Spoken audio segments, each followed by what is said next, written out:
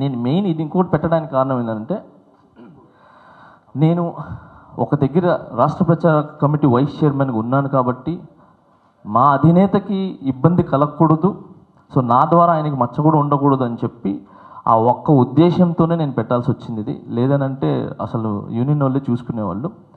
So Kalyan అన్న కూడా ఇబ్బంది రాకూడదు నా తరఫు నుంచి అని చెప్పి పెట్టడం జరిగింది ఇది. సో ఇంక వేరే ఉద్దేశాలు లేవు. ఇంకొకటి,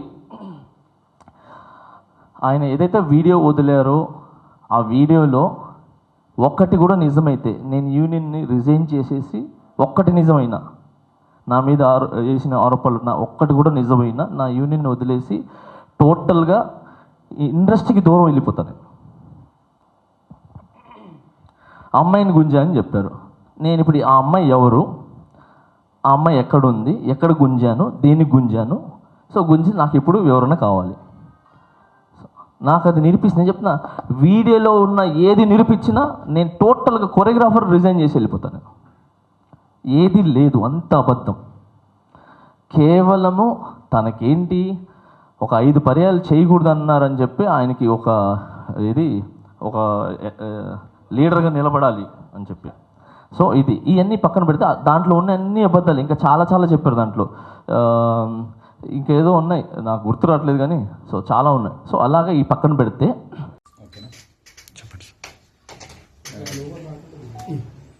గుడ్ ఆఫ్టర్నూన్ అండి.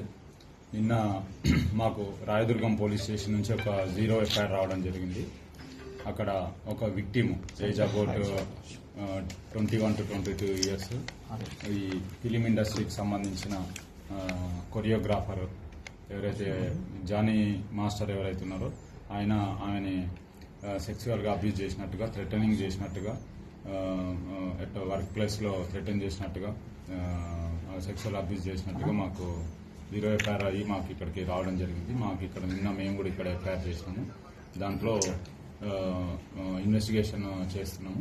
యాజ్ పర్ ఇన్వెస్టిగేషన్ వచ్చిన ఎవిడెన్స్ని బట్టి ఫర్దర్గా ప్రొసీడ్ అవుతాము.